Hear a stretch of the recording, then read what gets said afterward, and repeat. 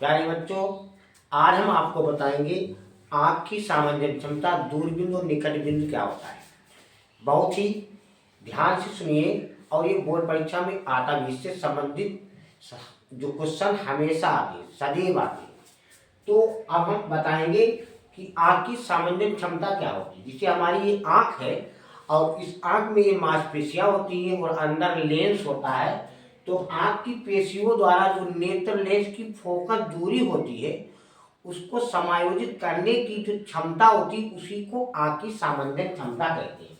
यानी आँख की पेशियों द्वारा नेत्र लेंस की फोकस दूरी को समायोजित करने की क्षमता को आँख की सामान्य क्षमता कहते हैं। अब है दूरबीन। दूरबीन क्या होता है? जैसे मान लिया एक किताब है तो अधिक से अधिक यानी कितनी दूरी पर हमारी आंख इसको स्पष्ट देख सकती है। वो भी कौन सी आंख? जो स्वच्छ है, सामान्य यानी ठीक है, बीमार नहीं, कोई अंधा हो ना करीब का दिखेगा ना दूर का दिखाए, स्वस्थ आंख की यहाँ बात है। यानी स्वस्थ आंखें तो मान लिया इतनी दूरी पर हम इसको स्पष्ट देख सकते हैं, स्पष्ट इसको हम पढ़ सकते हैं इतनी दूरी पर। तो ये अधिक से अधिक दूरी होगी हमारी आंख से, यानी अधिक से अधिक दूरी, इतनी दूरी पर हम इसको पढ़ सकते हैं। तो ये दूरबिंदु हो गया। अब जहां पर ये स्थित है उसको दूरबिंदु कहते हैं। आंख से ये दूर है क्योंकि आंख से करीब तो नहीं होगा, दूर है तो अधिक से अधिक दूर। अब यहाँ किताब की बात है, वो वस्तु के आकार पर निर्भर है, वो हम आपको आगे बताएंगे। तो कि आंख से अधिकतम दूर स्थित किसी बिंदु, यह हमारा बिंदु है, बिंदु पर रखी वस्तु, जैसे हमारी किताब रखी हुई है, रखी वस्तु को आंख स्पष्ट देख सकती है, साफ स्वच्छ देख सकती है, दूर बिंदु कहलाता है।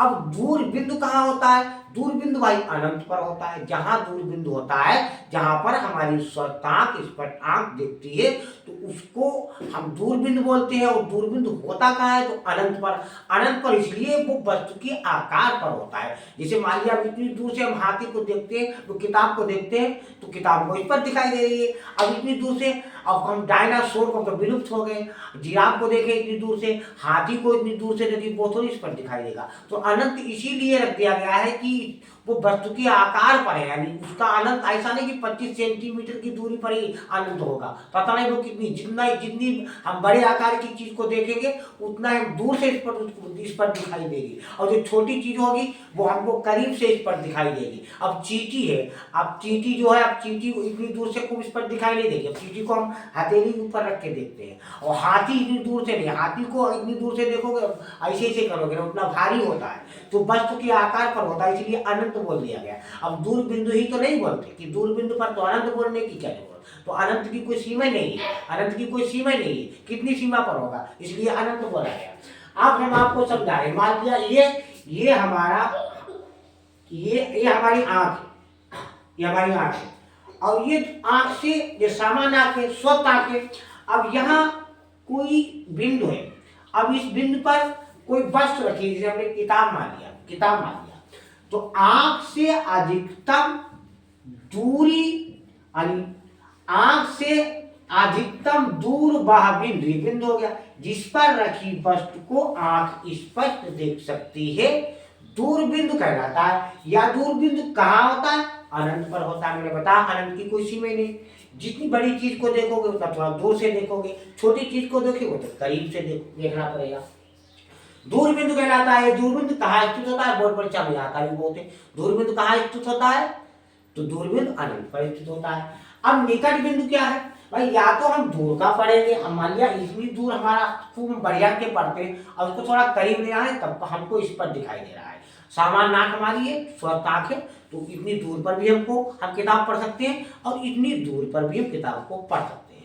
तो हम इतनी दूर पर किताब को पढ़ सकते हैं, निकट लाए तब भी पढ़ सकते हैं, और दूर तब भी पढ़ सकते हैं। अब निकट कितना लाए? अब निकट क्या बिल्कुल ऐसे ले आओगे तो नहीं दिखाई देगा। अब किताब को ऐसे करके नहीं पढ़ेंगे, अच्छे नहीं दिखाई देंगे, मोटे फटे फटे जैसे दिखाई देंगे। अब थोड़ा दूर रखेंगे, कितनी दूर रखेंगे हम आपको बता रहे। तो दूरबीन तो समझ में आ गया।